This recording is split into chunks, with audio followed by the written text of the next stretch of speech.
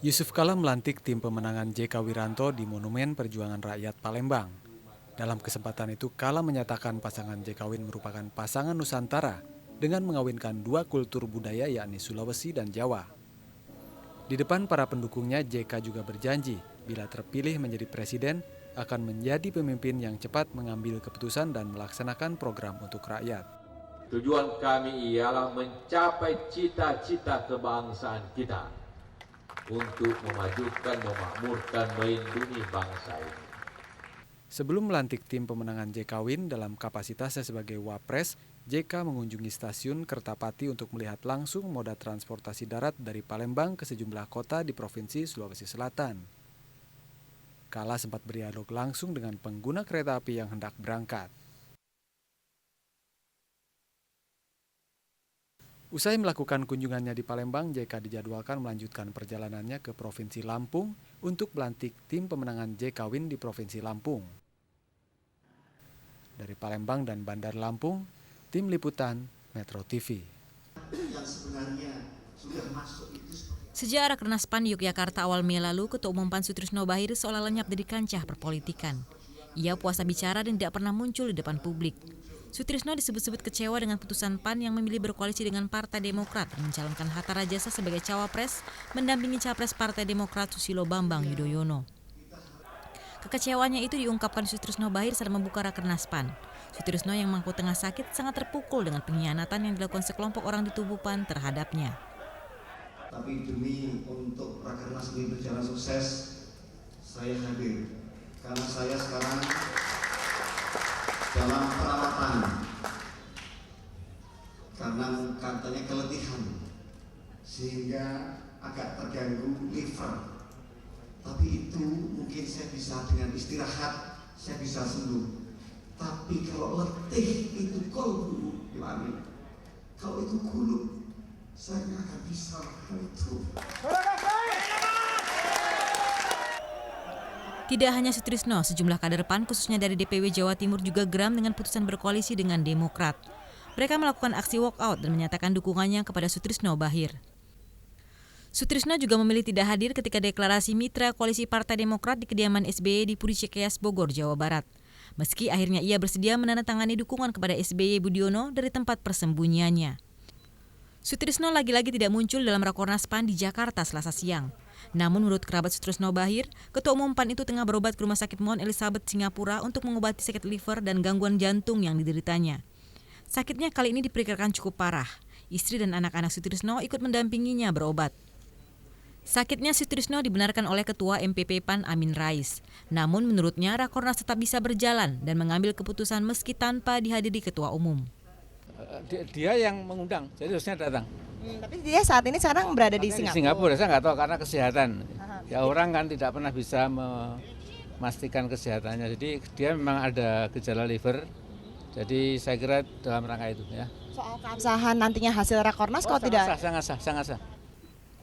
Sutrisno Bachir sejak awal tidak setuju dengan putusan PAN yang dimotori oleh Amin Rais untuk berkoalisi dengan Partai Demokrat. Ia lebih menginginkan PAN bergandengan dengan PDIP. Tim Liputan Metro TV.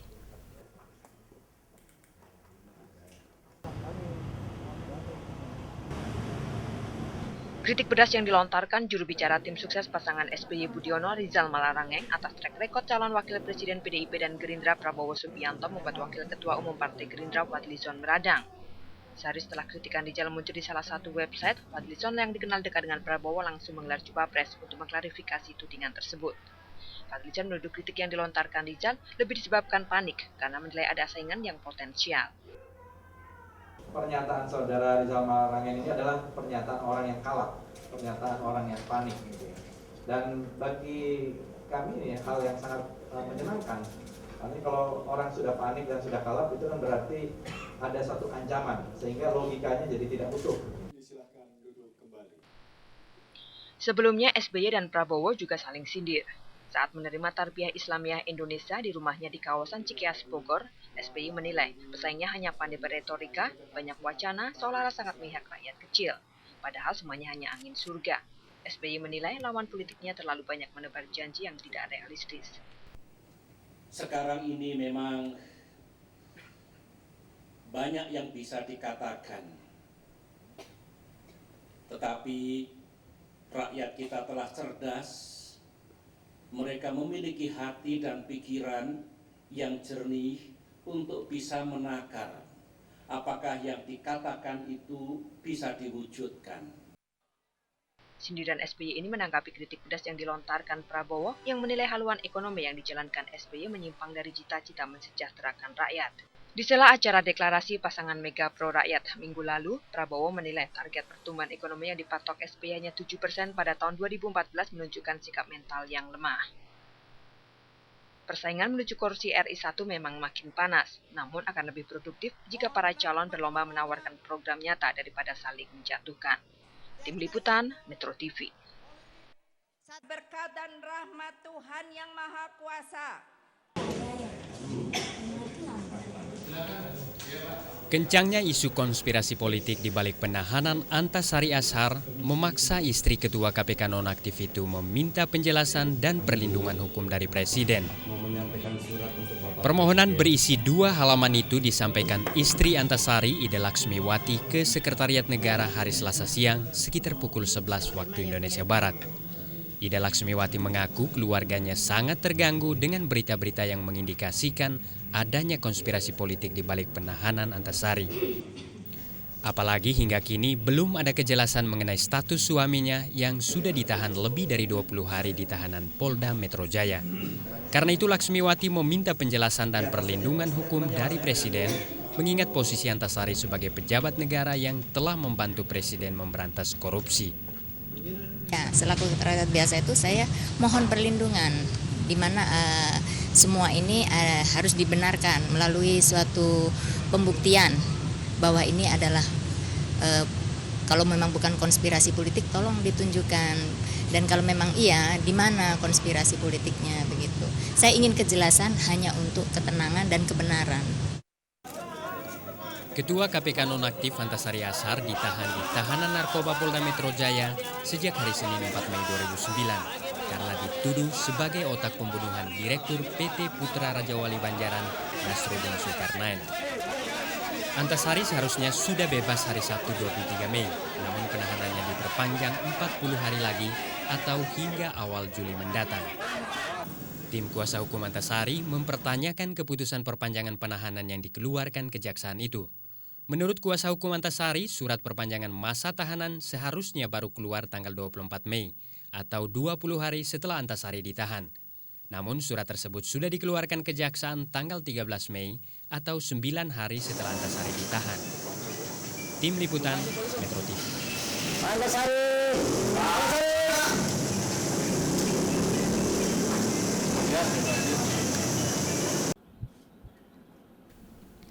Rakornas Partai Amanat Nasional digelar di Jakarta Selasa siang. Rakornas khusus membahas mengenai strategi pemenangan pasangan SBY Budiono dalam pemilu presiden Juli mendatang.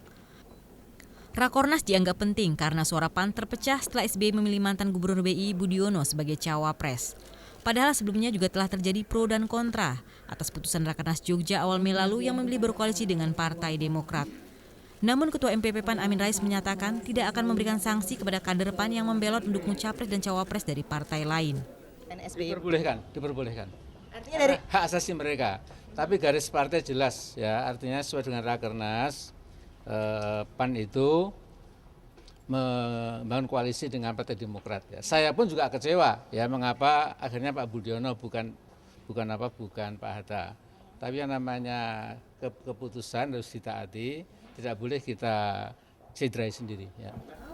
Namun seperti sudah diduga, Rakornas PAN tidak dihadiri Ketua Umum PAN Sutrisno Bachir.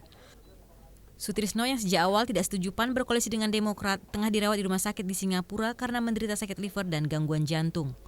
Tetapi Amin Rais menegaskan meski tidak dihadiri Ketua Umum, Rakornas PAN tetap bisa mengambil keputusan. Andini Effendi, Madengurah, Metro TV.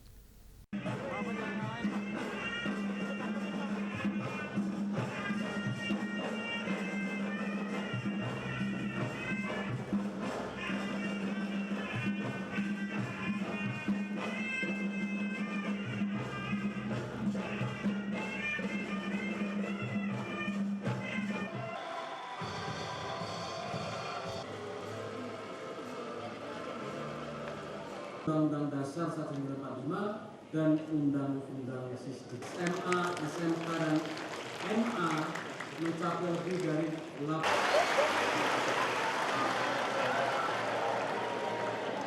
Gubernur Sumatera Barat.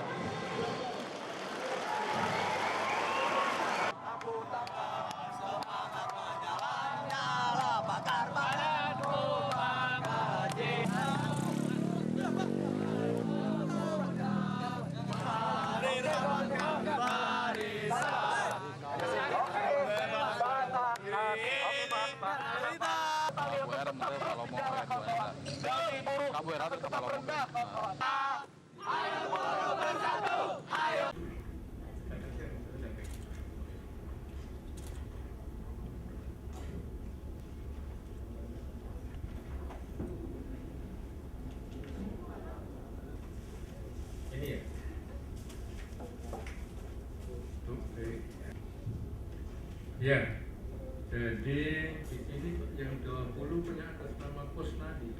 Iya, satu dulu baru ini menjadi 2, baru tambah. Ini anak buah saudara nih, gimana buat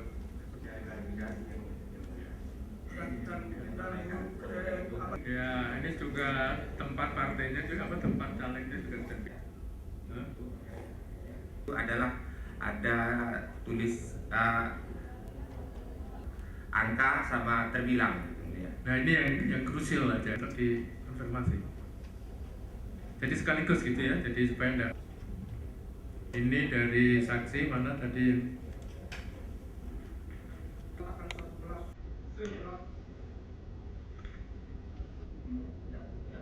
11. Hari Selasa, 19 Mei 2009, Ketua KPK nonaktif Antasari Azhar mendapatkan kunjungan istimewa di dalam tahanan. Wakapolri, Komisaris Jenderal Polisi Makbul Padmanegara, dikabarkan bertemu dengan Antasari di ruang tahanan narkoba Polda Metro Jaya sekitar 30 menit lamanya. Kunjungan orang nomor 2 di tubuh Polri ini segera mengundang tanda tanya besar, terutama apa tujuan kedatangan sang jenderal ini. Bahkan, ada yang mengkait-kaitkannya dengan kabar simpang siur mengenai konspirasi pembunuhan Nasruddin. Rutin saya kan, tugas saya kan tunggu bawa itu. Gitu ya Pak? Atas nama pribadi atau institusi? Ada hubungannya sama... Kok ada itu terlihat tuh Bapak? Itu Bapak itu ada berita. Institusi ya Pak? Apa? Institusi atau pribadi? Apaan? Kalau saya itu tugas saya itu tuh ngunjung-ngunjung itu rutin ya. Ada yang menduga kunjungan Makbul ke sel tahanan Polda Metro Jaya saat itu terkait laporan Antasari pada Kapolri. Belakangan memang terungkap kalau Ketua KPK nonaktif ini pernah meminta perlindungan pada Kapolri karena mendapat ancaman dari Nasruddin sebelum sang Direktur PT Putra Raja Wali Banjaran tersebut tewas tertembak. Kapolri pun sudah mengakui hal ini. Betul. Bahkan beliau minta perlindungan hukum, kita bantu. Tetapi ya, setelah itu kita beritahu ini masalahnya selesai, ya, ada tindakan berikutnya itu di luar pengetahuan kita. Indikasi adanya skenario besar di balik kasus pembunuhan Nasruddin ini menguat ketika penyidik Polri meminta Pusat Penelusuran dan Analisa Transaksi Keuangan (PPATK) menelusuri transaksi rekening beberapa tersangka. Ya memang penyidik polisian ya dari Barreskrim ya sudah meminta untuk melihat transaksi-transaksi atau hubungan keuangan di antara para pelaku, terutama yang jadi prioritas mereka kelihatannya yang terkait dengan tersangka. Kabar yang beredar, penyidik telah menyetor lebih dari 10 nama pemilik rekening untuk diselidiki PPATK. Mulai disasarnya beberapa nama pemilik rekening di luar para tersangka dan Nasruddin ini, boleh jadi mulai menjawab teka-teki yang menjadi pertanyaan publik selama ini, bahwa kematian Nasruddin bukanlah sekedar urusan segitiga asmara, melainkan ada skenario terencana di balik itu. Terdakwa kasus korupsi pengadaan alat berat di Provinsi Jawa Barat, Yusuf Setiawan mengembuskan nafas terakhir di Rumah Sakit Medistra Selasa dini hari sekitar pukul 2:30. Dalam sepekan terakhir, Yusuf memang berulang kali masuk ke rumah sakit dari tahanan Polres Jakarta Pusat. Jenazah Yusuf saat ini disemayamkan di rumah duka Jalan Siliwangi nomor 7 Pancoran Mas, Depok, Jawa Barat. Menurut rencana, Yusuf akan dimakamkan di tempat pemakaman Kristen TPK Kamboja Depok hari Kamis mendatang. Dengan meninggalnya Yusuf, Komisi Pemberantasan Korupsi atau KPK akan mengambil upaya gugatan perdata terhadap keluarga almarhum. Tadi akan digugat secara perdata, saya sampaikan kepada pengacara negara dalam hal ini adalah Kejaksaan Agung untuk dilakukan gugatan secara perdata. Karena dari hitungan yang ada, dugaan kerugian negara kan ada tuh. Sesuai Undang-Undang Nomor 31 Tahun 1999 Pasal 44, bila terdakwa kasus korupsi meninggal dunia, kasusnya akan dilanjutkan secara perdata kepada ahli waris terdakwa. Almarhum Yusuf Setiawan merupakan rekanan kerja pengadaan alat berat untuk Provinsi Jawa Barat. Ia meninggalkan seorang istri, 2 putra, 1 putri dan 6 orang cucu. Tim Liputan Metro TV.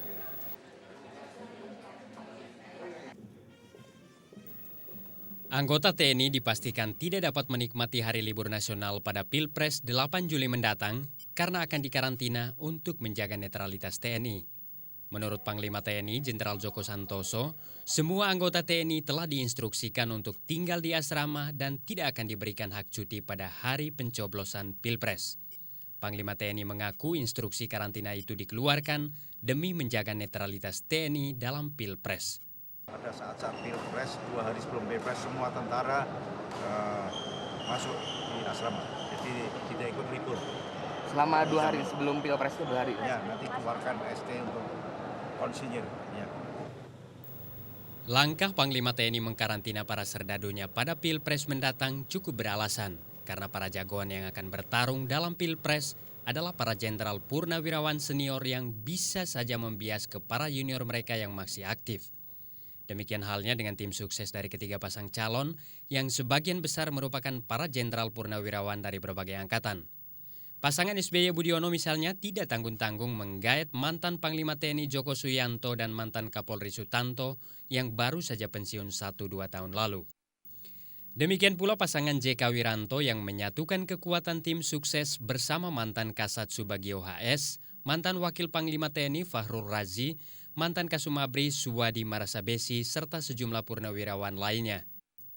Sementara tim Megawati Prabowo yang dikomandani mantan Sesko Abri Teo Safei diperkuat para jenderal dari BIN dan BAIS serta Kostrat, seperti Kiflan Sen, mantan Kepala BIN Hendro Priyono dan mantan Kepala BAIS Farid Zainuddin. Tim Liputan Metro TV.